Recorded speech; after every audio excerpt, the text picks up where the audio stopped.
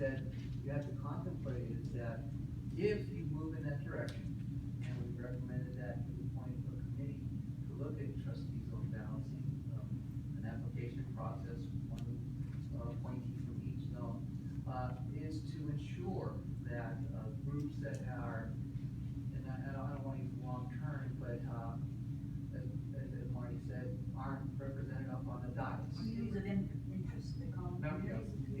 Communities of interest aren't diluted in that process. And so it's very much related to what's being discussed here. The issue of term limits is up to the board and to have that discussion.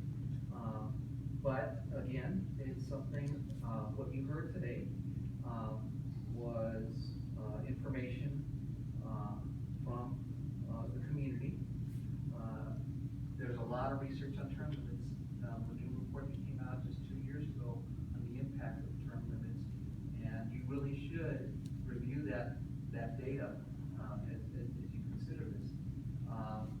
One thing that won't happen, regardless of whether you have it this year or not, is that it won't affect board members until 2018. That's the group that will be affected by the Voting Rights Act and term limits. So there is time between those two. So it's up to the board to make the determination of how it wants to move forward. And term limits are not retroactive, correct? So No. it starts at the point where you are. So if an individual runs, and has already served 12 years and gets elected, that's when the clock They're not starts. retroactive. It's not retroactive, so it starts if they connect, it potentially connect. They're 12 years clock. It's a 12-year, and it does, and I wasn't sure whether they were proposing 12 consecutive years, or you have to go off, or whether, and perhaps you can answer that, Leslie. in terms of- 12 total. 12 total, doesn't make any difference, does that make consecutive, or can you go off? You can only do 12 years. Yes. In that, okay, so that's another hybrid, that's another different system, because I know that the city of Costa Mesa, for example, has term limits, but it's 8 years, and then you have to go off and you can go back on again. And so, city of Newport Beach is 8 years, and that's it, you can't go back on. You can't run again ever. You cannot run again ever. 8 years. That's it. You can't say. Yeah, a couple of things. One, I do agree with Marty. I think this should be separated. Me personally, the Voting Rights Act and term limits. And I have the notes that you presented on what I presented in 2007. I actually went back and looked at what it was. And when I ran for election, and I ran against a 12-year incumbent, and it was a tough job, and I worked my butt off trying to get elected, and that's why I think I got elected. And I don't think it should be easy for, just saying, okay, you're done, and so I'm just gonna take over. I think you really need to make a commitment to wanna be on the school board. It's not 2 monthly meetings we have, as some people, I think out there, that this is the only time we get together. Most of us don't have other jobs. Some of us do, and it makes it tough.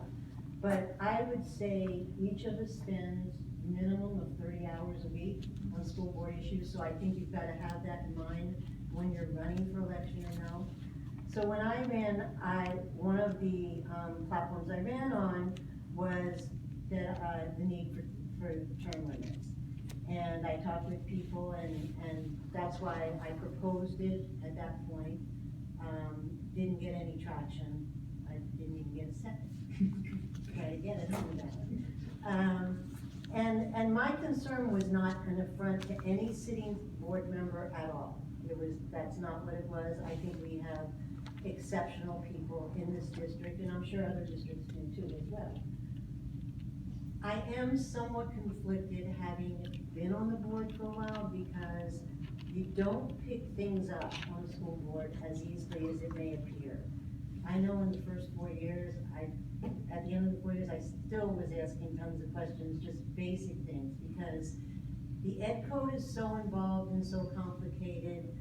School governance, school finance is way different. I was in private industry, it's way different. So I do think it takes a while to really understand what's going on. So I am conflicted with that, but I am not opposed to having the discussion on term limits again. I actually welcome it, and I think it's really important. I listened to the presentation, and there were a few things in there that make me feel like you may not understand the depth we go into. For instance, saying that we had data from the study from the SWMS saying, and it said our scores were low, and we didn't seem to bother us. We actually had a whole discussion about that at another meeting. I don't think you've attended that many of our meetings to hear what we have to say, because we have had a discussion on that the scores are way lower than we would like them to be. But we were having a data meeting, and we talked about what we need to do to bring them up. Same thing, and these are all open to the public.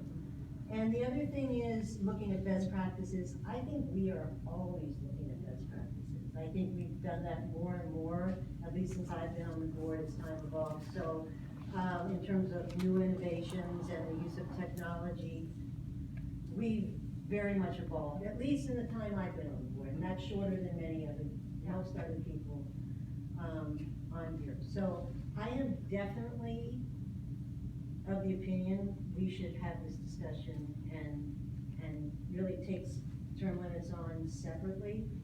But I do feel that the group that's presented this has become a political issue.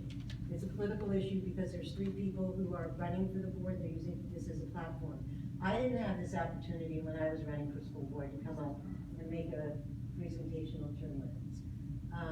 And so, because of that, I personally, because they have started a full-blown campaign to be elected for this year, I would prefer we table this till January so that we can have whoever is on the board at that time be involved in the decision. I don't want to put this up to a vote where it may not get seconded again, or something like that. So that's what I would prefer that we do, is we table it till January.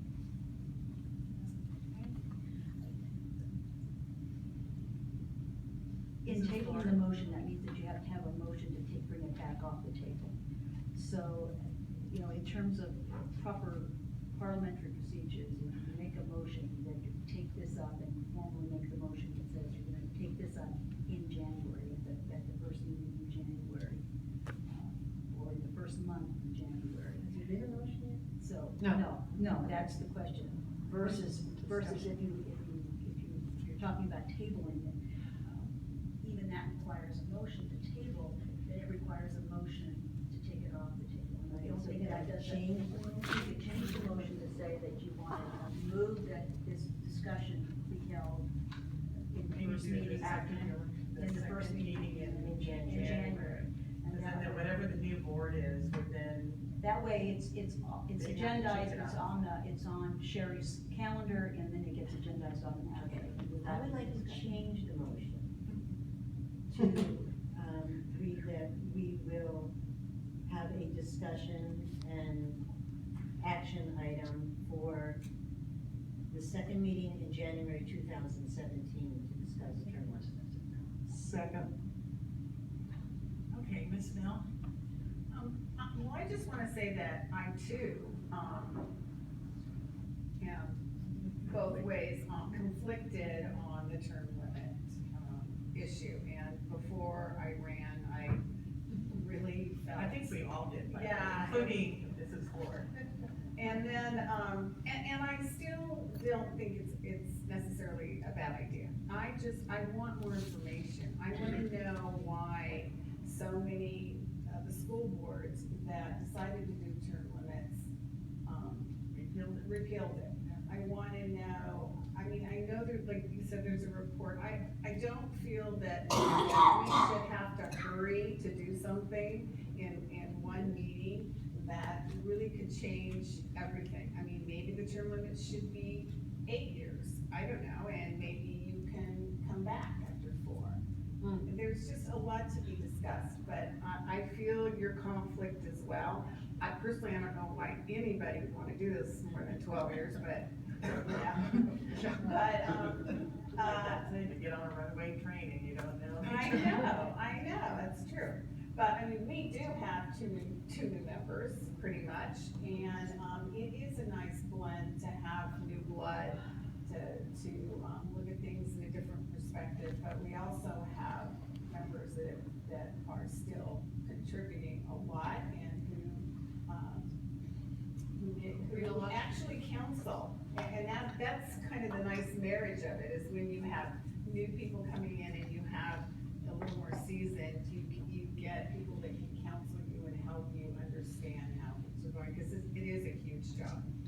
And, so I support waiting until after the election. You can, and it's my understanding, you can even put it on 2017. You don't have to wait till 2018. Is that correct? Okay, so. It'd be a little more costly, but yes. Oh, it would be, I don't like that. Does it have to go to the- I'm sorry? Ms. Metoyer? Well, that was a question, does it have to go to the electorate? Yes. Okay, then that makes sense, my And they question. can do that with signature too, I believe, but I'm not, so if you wanna collect a certain amount. My question before I have the second question, I'd be really interested in exploring spending limits. Actually, there's a, on the form currently, on the form that we fill out, there are 2 boxes